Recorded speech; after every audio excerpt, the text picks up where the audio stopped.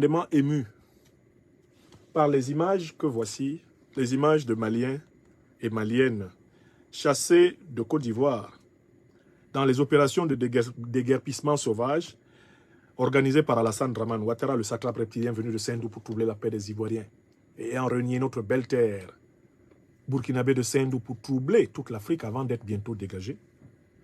Alassane Ouattara procède ces derniers jours à des déguerpissements sauvages de nos populations africaines de Côte d'Ivoire, au mépris du pauvre, au mépris de l'orphelin, du malade, du vieillard, de l'enfant. Alassane Ouattara déguerpit sauvagement les Ivoiriens. Il les livre à la misère nue. Certains sont allés dormir sur les dalles des cimetières depuis plusieurs années. Beaucoup errent à travers les villes. Certains se replient vers des campagnes où ils n'ont plus de terre. Alassane Ouattara est le plus grand fabricant de sans domicile fixe que l'histoire de Côte d'Ivoire ait jamais connu. Mais dans cette activité terrible, Alassane Dramane Ouattara s'est attaqué à des pans entiers des populations africaines de Côte d'Ivoire. Et je me suis intéressé notamment aux images de l'expulsion des populations maliennes.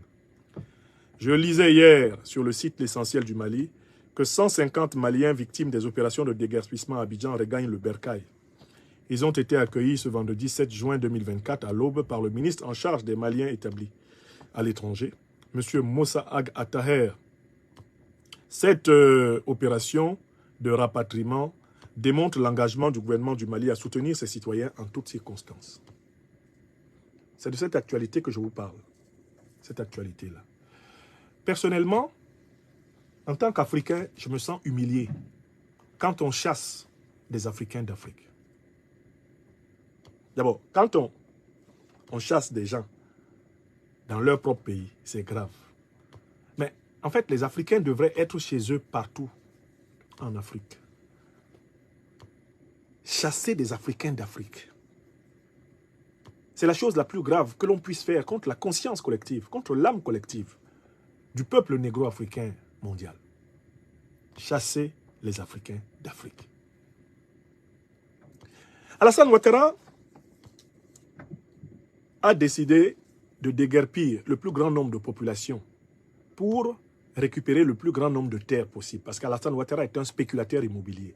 Sa femme et lui, son clan et lui ont mis la main sur des milliers, des dizaines de milliers, des centaines de milliers de mètres carrés en Côte d'Ivoire. Des hectares des terres ivoiriennes sont tombés dans l'escarcelle de l'estomac sans fond d'Alassane Dramane Ouattara et de son clan. D'ailleurs, la fortune de son épouse, Dominique Folorou Mouvian Ouattara, a été constituée quand celle-ci a créé une société appelée Agence immobilière de Côte d'Ivoire, laquelle a mis le grappin sur une partie du patrimoine et de la famille Houphouët-Boigny et de l'État de Côte d'Ivoire. Madame Ouattara est empêtrée dans des procès liés à cette boulimie, cette voracité immobilière. Venue comme ménagère en Côte d'Ivoire, au début des années 90, elle se retrouvait à la tête d'une fortune constituée sur le dos de la famille Houphouët-Boigny et de l'État de Côte d'Ivoire. Quand les Ouattara quitteront le pouvoir par la révolution ivoirienne, les comptes immobiliers de Côte d'Ivoire feront pleurer les Ivoiriens pendant 1 an. On va décréter une journée de deuil national de ce qui a été volé aux Ivoiriens par les Ouattara, par le clan Ouattara. Je dis, il y aura 1 an de deuil.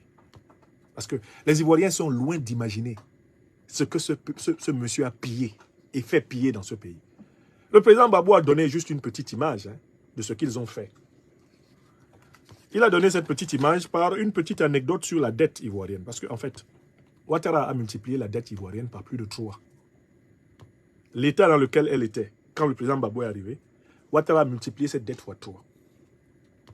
Faisant de la Côte d'Ivoire l'un des 5 pays les plus endettés auprès des organisations financières internationales. Le président Gbagbo le dit, j'ai retrouvé une courte vidéo dans laquelle il fait le bilan de cette dette. C'est juste effrayant. C'est juste effrayant ce que Ouattara a fait à la Côte d'Ivoire en termes simplement de dette. J'ai retrouvé cette vidéo. Alors. Était de 7760. Total était de 7760 milliards. Quand le président Laurent Gbagbo quittait le pouvoir en 2010-2011, la dette totale de la Côte d'Ivoire était de 7760 milliards de francs CFA. 7760 milliards de francs CFA. C'était ça la dette de la Côte d'Ivoire. Ok, la suite. Président, allez-y. C'était ça la dette Ouais. que j'ai laissée à mes successeurs. En 2022, la dette est passée à 24 774 milliards.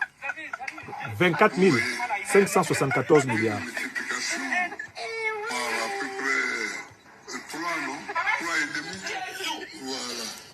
Alassane Ouattara a multiplié la dette de la Côte d'Ivoire par 3,5, presque 4. Mais il n'est pas content, ça ne suffit pas d'endetter toutes les générations futures. Ouattara Draman chasse les pauvres de leur maison. Il fait semblant de récupérer les terrains pour l'État de Côte d'Ivoire, il les revend aux compagnies immobilières avec lesquelles il est en conflit d'intérêts, sa femme et lui. Vous avez compris ça? Et c'est la même opération qu'il avait faite dans les années 90 avec les privatisations. Prétendant que c'était la panacée, il fallait privatiser, y compris des compagnies publiques qui marchaient très bien en Côte d'Ivoire. Alassane Ouattara en a profité pour vendre ces compagnies publiques à ses amis, avec des entreprises dans lesquelles il avait pris des parts, à travers des mécanismes de déguisement, des entreprises voilées. Ouattara, en réalité, la Côte d'Ivoire a des multinationales dans lesquelles il a des intérêts, par des proxys, par personnes interposées. Ce monsieur, maintenant, se met à chasser donc les Maliens. Mais Alassane Ouattara appartient à un groupe ethnique que l'on retrouve dans presque toute l'Afrique de l'Ouest et qu'on appelle comment? Est-ce que vous connaissez le nom du groupe ethnique d'Alassane Ouattara? Celui dont son père, enterré à Sendo au Burkina Faso, est originaire. Son père et sa mère sont d'ailleurs de ce groupe ethnique. Comment s'appelle le groupe ethnique d'Alassane Draman Ouattara? Moi, je suis par mon père un Bandem du Cameroun, de Yabassi, un Bassa du Cameroun, de Lokat, Ingambe. C'est de là que je viens.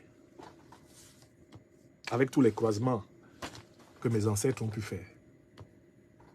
Ouattara, lui, il est de quel groupe ethnique africain? Écrivez le nom. Je vous dis que Ouattara est un malinqué. Malinqué. Malinqué. Malinqué.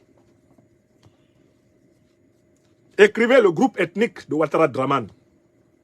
Et apprenez-le. Ouattara est un malinqué. L'ethnie malinqué. Alors, que veut dire malinqué? C'est-à-dire, en fait, les descendants du Mali. Les gens du Mali. Et Amewa. Malinqué signifie descendant du Mali.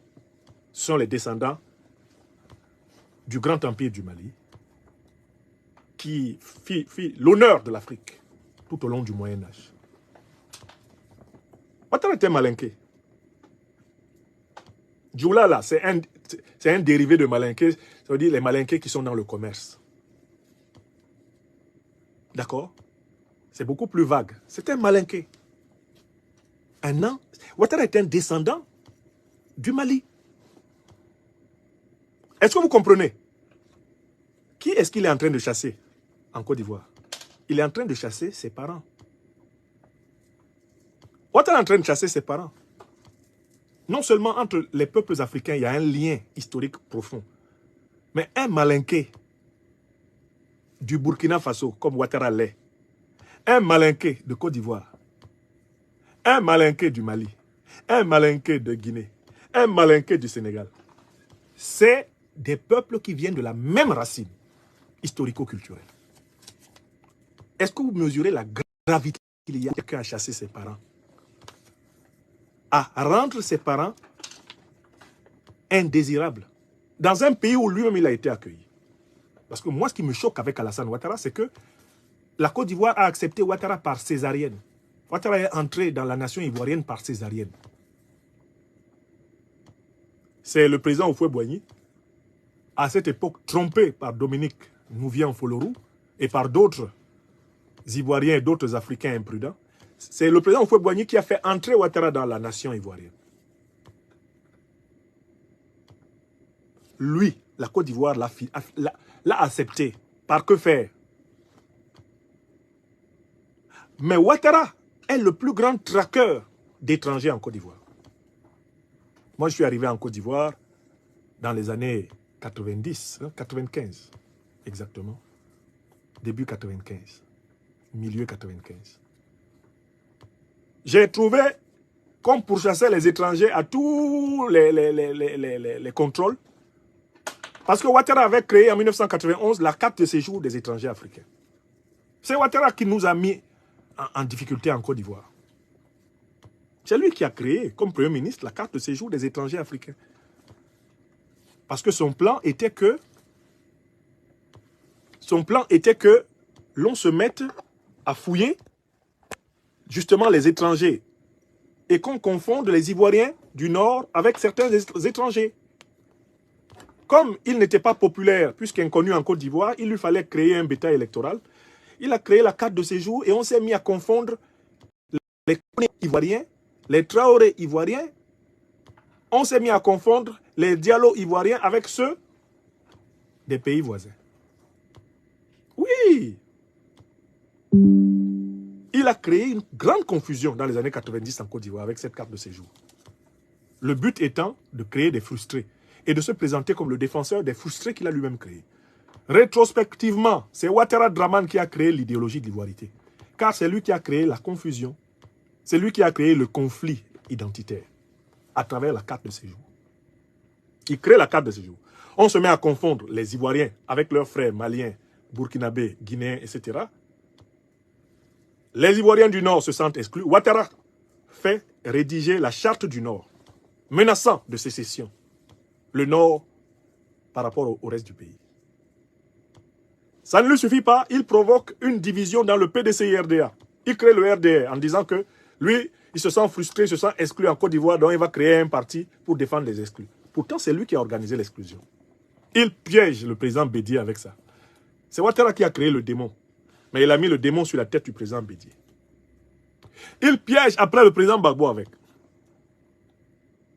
C'est lui qui a créé les conditions de l'exclusion de l'Africain en Côte d'Ivoire.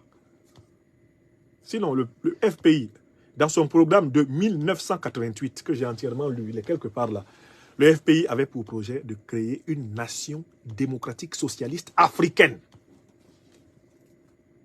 C'était ça le projet du Front populaire. Ce n'est pas un Front populaire nationaliste ivoirien. C'était un Front populaire africain. C'est pour ça que revenant de prison, le président Laurent Gbagbo est sorti de cette ambiguïté.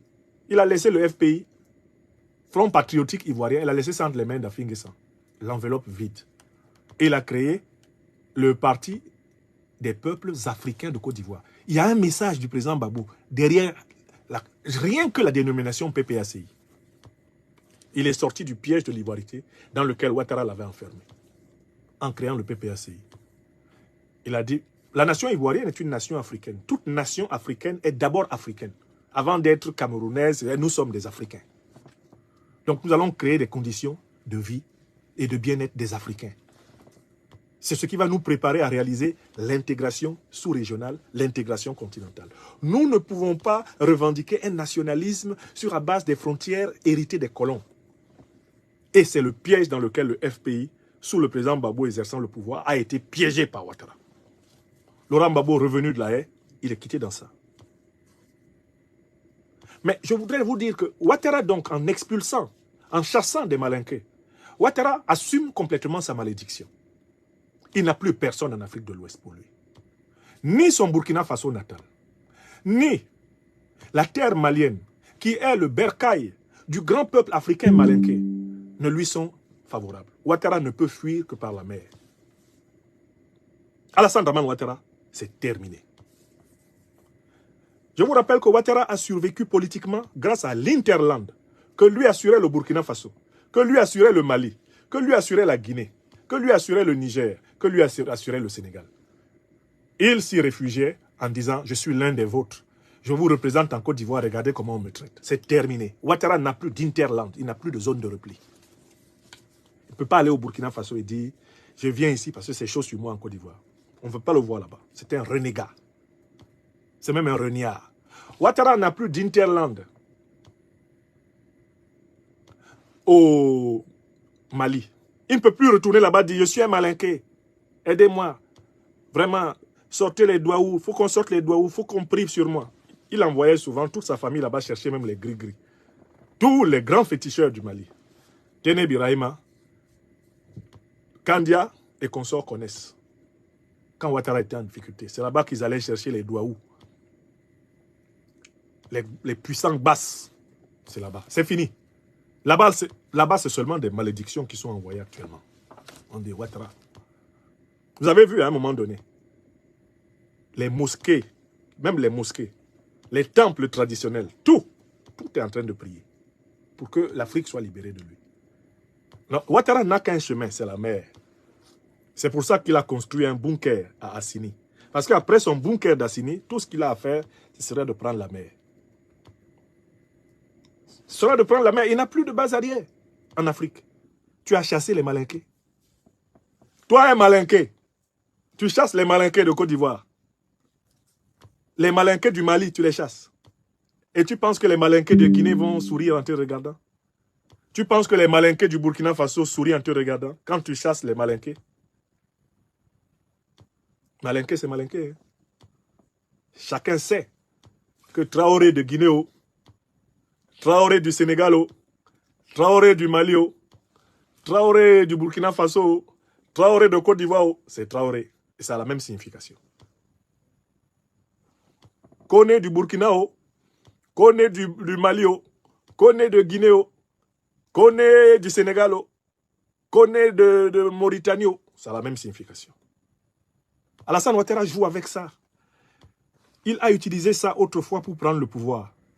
Mais comme de la manière dont tu viens, c'est de la même manière que tu t'en vas, ce qui a fait venir Ouattara au pouvoir, c'est exactement ce qui va le faire partir. Car il ne méritait pas le sacrifice de tous ces gens. Mes chers amis, ainsi s'achève l'émission que je voulais vous proposer en cette mi-journée. Ça fait une